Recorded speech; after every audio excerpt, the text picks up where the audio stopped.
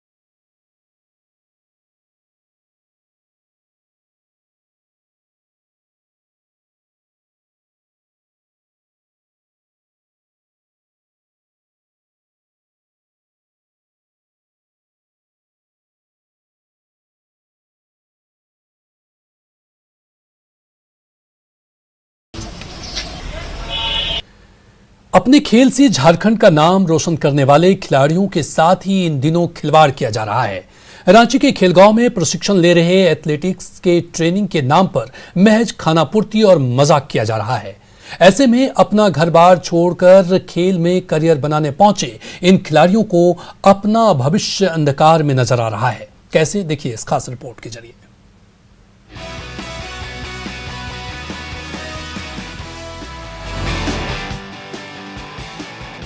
झारखंड के खिलाड़ी मेहनत करने और पसीना बहाने से कभी नहीं चूकते।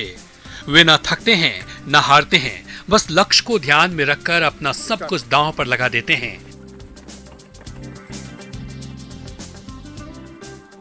लेकिन रांची के खेलगांव में एथलेटिक्स में अपना करियर बनाने पहुंचे राज्य के सभी जिलों के अंतर्राष्ट्रीय और राष्ट्रीय स्तर के खिलाड़ियों के भविष्य के साथ खिलवाड़ किया जा रहा है।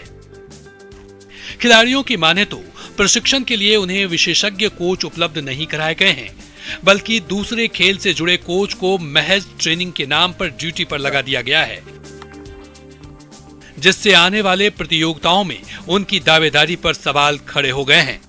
अच्छा स्प्रिंटर कोच नहीं मिल पा रहा है और यहाँ पे जो हमारा अभी जो कोच दिया गया है वो भी नेशनल मेडलिस्ट है, पर वो डिस्कस थ्रो में था। तो थ्रो वाले जो भी प्लेयर कोच है वो तो हमें थ्रो ही सिखाएंगे ना, स्प्रिंट तो नहीं सिखा सकते।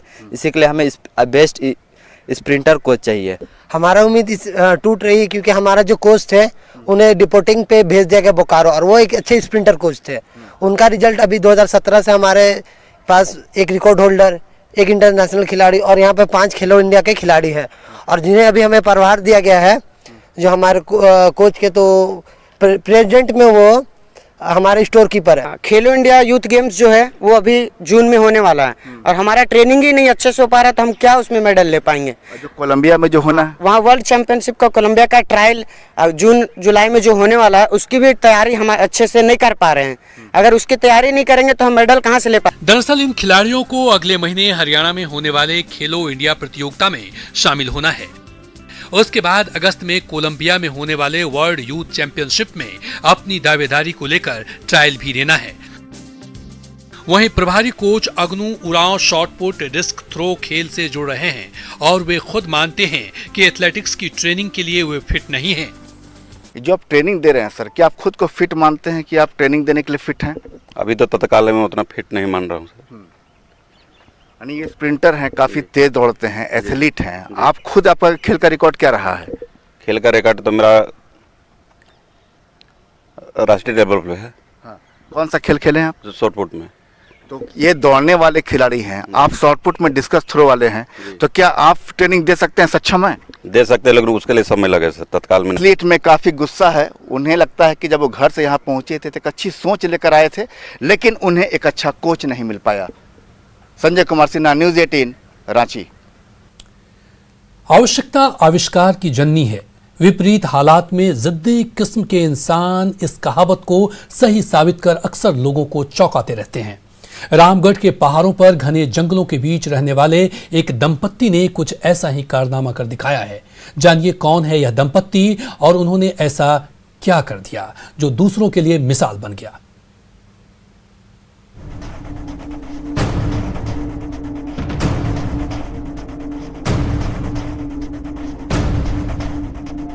लगातार बढ़ते पारे और आसमान से बरसती आग ने जैसे धरती की कोख में समाई हर एक बूंद को सोखने की कसम खा ली हो। रामगढ़ के पतरातू प्रखंड में पहाड़ों और जंगलों के बीच बसे गांव में दूर दूर तक पानी का दीदार नहीं होता था, लेकिन सांकी पंचायत के सिलदाग गांव के रहने वाले सीटू गंजू और उनकी पत्नी ने पहाड़ का सीना चीरकर पूरे गांव की प्यास बुझाई है। दंपति ने 25 साल पहले पहाड़ से पानी निकालने के लिए पहला हथौड़ा चलाया था, जो आज भी जारी है। अपने घर से थोड़ी ही दूरी पर चट्टानों को काटकर सीटू गंजू और उनकी पत्नी ने करीब 40 स्क्वायर फीट का एक तालाब बनाया है। सीटू गंजू बताते हैं कि 1997 में गांव के कुएं से उन्हें पानी लेने के लिए रोक दिया गया था, जिसके बाद उन्होंने उसी समय चट्टान से पानी निकालने की कसम खा ली और 2 साल बाद 1999 में कड़ी मेहनत के बाद चट्टान से पानी निकलना शुरू हो गया। जरूरतें जब जिद बन जाए तो इंसान क्या नहीं कर सकता। आज हम उसी जिद को देखने के लिए रामगढ़ जिले के पतरातू प्रखंड के सिलदाग टोला पहुंचे हैं। कई पहाड़ों को पार कर घनघोर जंगलों से गुजर कर हम यहाँ पहुंचे हैं और आप देख रहे हैं यहाँ पर कि आपको जो चट्टान के बीच में जो पानी नजर आ रहा है वो दरअसल इसे निकालना इतना आसान नहीं था। 2 साल पहले यहाँ के एक स्थानीय ग्रामीण जो हैं सीटो गंजू जी अपनी पत्नी के साथ चट्टानों में सुराख करना शुरू किए और सुराख करने के बाद 2 साल के कठिन परिश्रम के बाद यहाँ पर पानी निकला। बहुत मुश्किल से हम दोनों पति के साथ हम इतना धूप ने काट काट के पत्थर तोड़ तोड़ के और माटी खोद के फेंके और इतना गड्ढा करे तब पानी निकले। न्यूज़ 18 की टीम जब पतरातू प्रखंड के सांकी पंचायत के पहाड़ों पर पहुंची, तब इस झुलसती गर्मी के बावजूद सीटू गंजू अपनी पत्नी के साथ चट्टानों पर हथौड़ा चलाते नजर आए। हालांकि पानी 1999 में ही निकल गया था, लेकिन इस तालाब को और बड़ा करने के लिए दोनों दंपति आज भी अपने मिशन में जुटे हुए हैं। दरअसल चारों तरफ पहाड़ और जंगलों से घिरे सांकी पंचायत के सिलदाग में जिंदगी इतनी आसान नहीं है। उबड़ खाबड़ पथरीली धरती और मौसम की चुनौती के बीच पानी के लिए भटकना ग्रामीणों की मजबूरी बन चुकी है। लेकिन सीटू गंजू का तालाब इस मुश्किल वक्त में लोगों के काम आ रहा है। सिलदाग गांव में करीब 150 घरों में रहने वाले 750 ग्रामीण आज सीटू गंजू की तारीफ करते नहीं थकते।